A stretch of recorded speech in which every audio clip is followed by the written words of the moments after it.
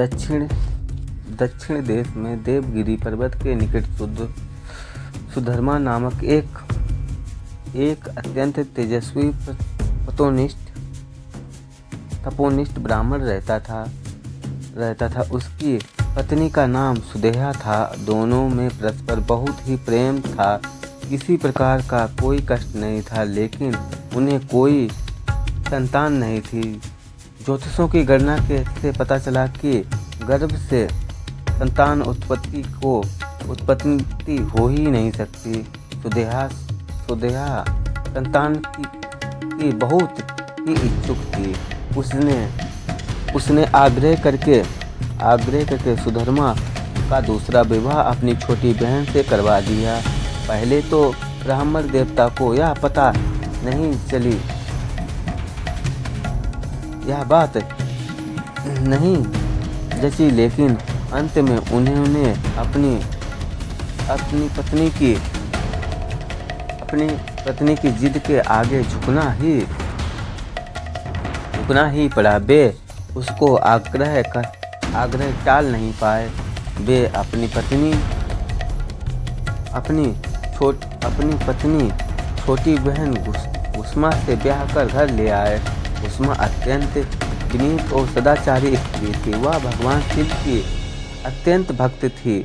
प्रतिदिन 100 पार्थिव शिवलिंग बनाकर हृदय से सच्ची निष्ठा के साथ उनका पूजन किया करती थी। भगवान शिव की कृपा से थोड़ी ही दिन बाद उसके गर्भ में अत्यंत सुंदर और स्वच्छ बालक ने जन्म लिया।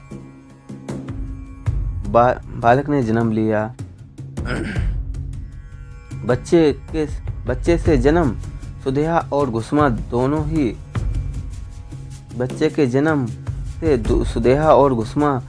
दोनों ही बहन आनंद का पार न रहा।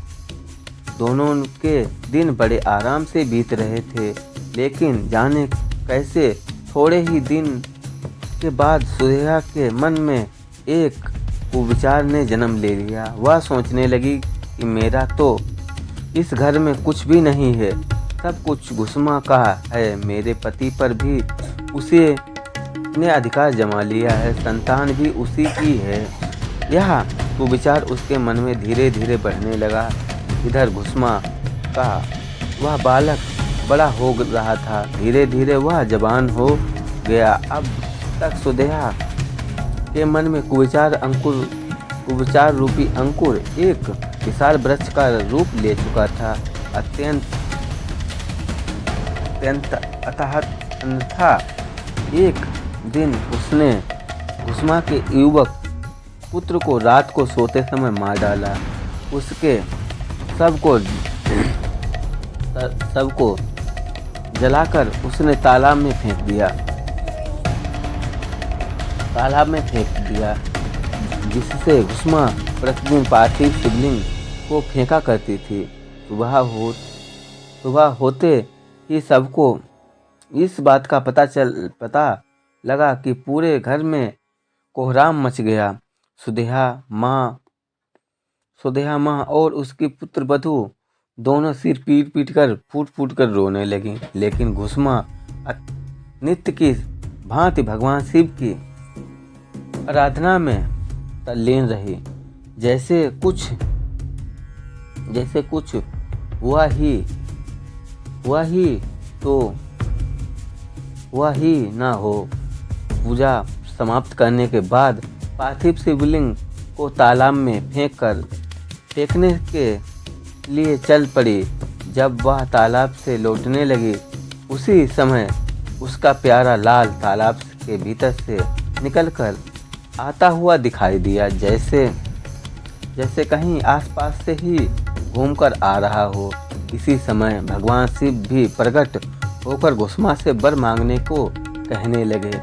वह सुदेहा की घिनौनी करतूत से अत्यंत क्रोधित हो उठे थे।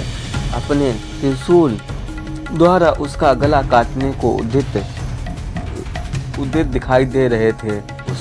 ने हाथ जोड़कर भगवान शिव से कहा, हे प्रभु, यदि आप मुझ पर प्रसन्न हैं तो मेरी उस अभागिनी बहन को क्षमा कर दें। निश्चित ही उसने अत्यंत जघन्य पाप किया है, किंतु आपकी दया से मुझे मेरा पुत्र वापस मिल गया है। जब आप उसे क्षमा करें, अब आप उसे क्षमा करें। जय हो भोलेनाथ भंडारी की, जय हो सुधेया जैसी भक्त की। राधे राधे दोस्तों। इस कथा को ज़्यादा से ज़्यादा लाइक करें, शेयर करें और कमेंट करें। आइए दोस्तों एक शिव भजन गाते हैं। महादेव तुम्हारे चरणों का जब हमको ठिकाना हो जाता तो संकट सारे कट जाते, मिट जाते, निर्वाह हमारा हो जाता। महादेव तुम्हारे चरणों का जब हमको ठिकाना हो जाता तो संकट सारे मिट जाते, निर्वाह हमारा हो जाता। इस भव में अटकी है नैया, मल्हा तुम्ही तो हो गुरुबर, थोड़ी सी मदद जो कर देते, नया भी का किनारा हो जाता। महादेव तुम्हारे चरणों का जब हमको ठिकाना हो जाता तो संकट सारे मिट जाते, निर्वाह हमारा हो जाता। मैं दुख को सहता हूँ, दुखिया क्यों मेरी याद न भुलाए हो,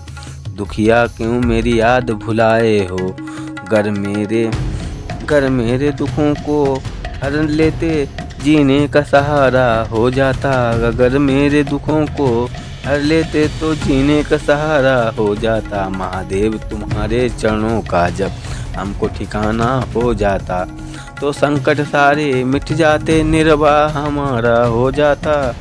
मैं पापी अतिशय हूँ गुरुवर, तुम पतित पावन कहलाते हो।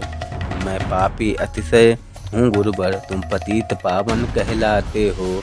मेरे पापों को मिटा देते तो नाम तुम्हारा हो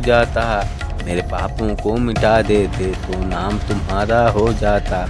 महादेव तुम्हारे चरणों का जब हमको ठिकाना हो जाता तो संकट सारे मिट जाते, निर्वाह हमारा हो जाता।